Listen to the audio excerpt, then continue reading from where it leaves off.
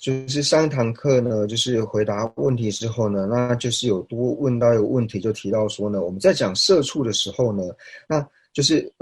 所缘六境呢，提到说色声香味触法，那最后面这个法处呢，它到底包含的范围呢，是包含到什么呢？那这边就解释到说呢，那法处呢，它所包含的呢，就是我们先讲到说，我们知道说。五蕴呢，就是分为色、受、想、行、识五蕴。那色蕴呢，就是一般我们所讲的色法。那受蕴还有想蕴呢，就是我们在讲的就是心所受跟想的部分。那行蕴呢，就是去除掉了就是受蕴，还有想蕴，还有色蕴，然后还有识蕴，去除掉这五种所有的心王、心所以及不相应刑法。全部呢都是包含在行蕴里面，所以呢，我们在讲说色处的时，我们在讲到法处的时候呢，它其实呢就是除了色法以外，所有的一切法呢，无论是常或是无常呢，它全部呢都是包含在法处里面。因为呢，在俱舍论里面呢，有提到说呢，就是色处呢，它包含了什么呢？它包含了就是受蕴、想蕴，然后还有像是就是刚刚所讲的呢，行蕴的部分呢，那它全部呢都是收摄在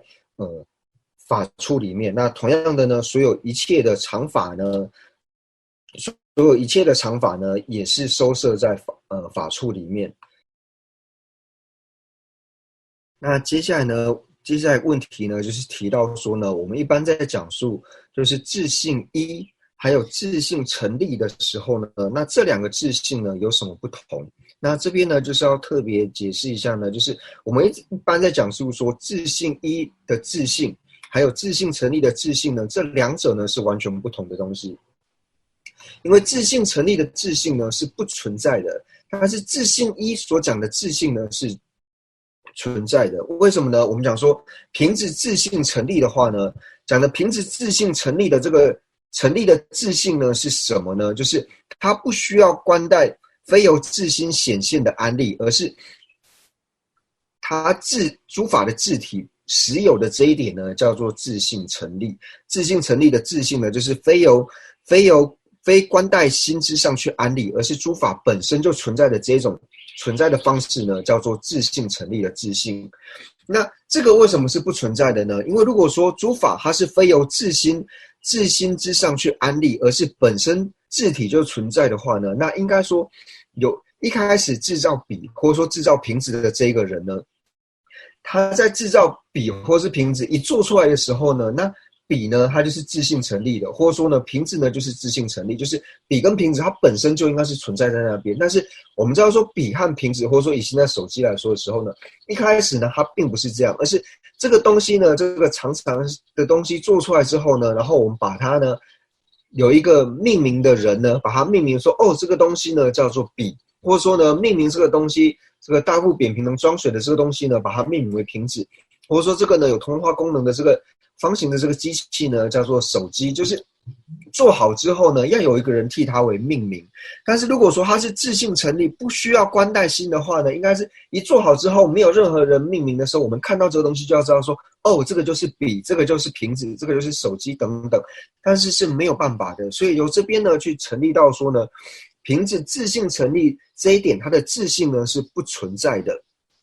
那这个自性呢，跟我们讲到说自性一跟体性一的这个体性或是自性有差别的地方在于说，我们在讲说体性一或是自性一的时候呢，是讲到凭着他自己的体性或是凭着他自己的自性这一点呢，跟这边所讲的自性成立呢是完全不一样的东西。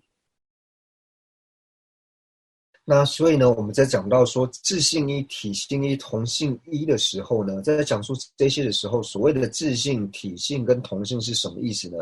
比如说呢，我们在讲述说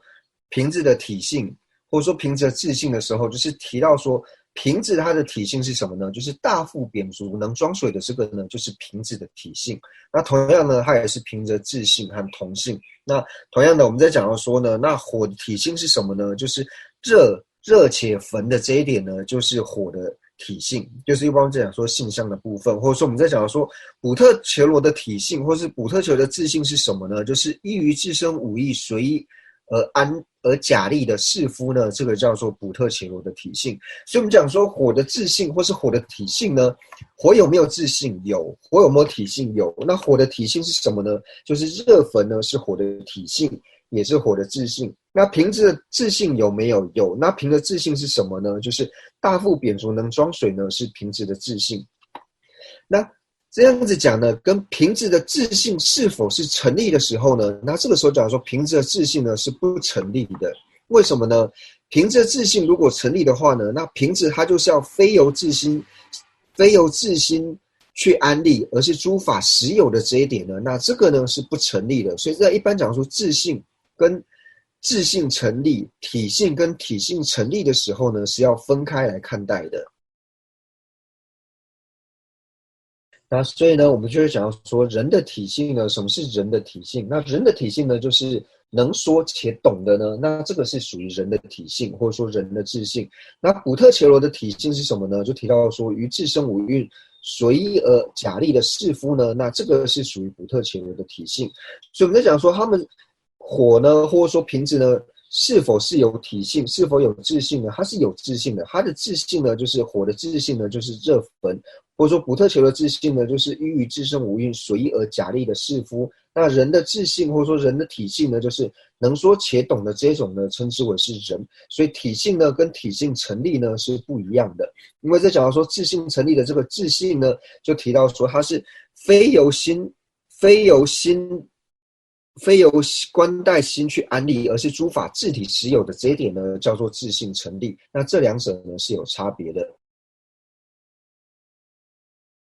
那就是还有问到说，既然呢就是自性一、体性一、同性一呢都是一样的意思的话，那为什么要特别讲出一个叫自性一，一个叫体性一，一个叫同性一？那就是说这边会提到这三个不同的名词呢，最主要是在释量论里面呢，就是法身大师呢在讲述的时候呢，他有时候会用体性一，有时候用自性一，有时候用同性一，就是说这三者是同义的。所以为了帮助我们之后在释量论呢能够提前了解的缘故呢，所以在这边呢就把这三个名词呢，就是自性一、体性一、同性一呢都拿出来呢先做讲述。那至于说为什么世尊呢在经典里面呢要提到自性一、体性一、同性一的话呢，那这个可能就要去问世尊他的密意到底是什么了。这是开玩笑的。那其实呢，就是主要是法身论师呢，在释量论里面讲到正义论事的时候呢，就是有特别呢会提到说，像是自性一以及同性一的这个词，就是提到说，如果呢它本身是自性一的话呢，那它会具备同性一还有体性一的这种特质，就是在讲述正义论事的时候呢是有提到这一点的。那其实我们也可以知道说，其实对于了解说自性它是否是一的这一点呢，其实是对我们来说也很重要。因为我们之后就是之前在讲述心经，或者说我们在理解心经的时候呢，最主要就会看到事空的部分，就讲到说色不异空，空不异色，色即是空，空即是色。那在讲述这四种空的时候呢，其实最主要也是从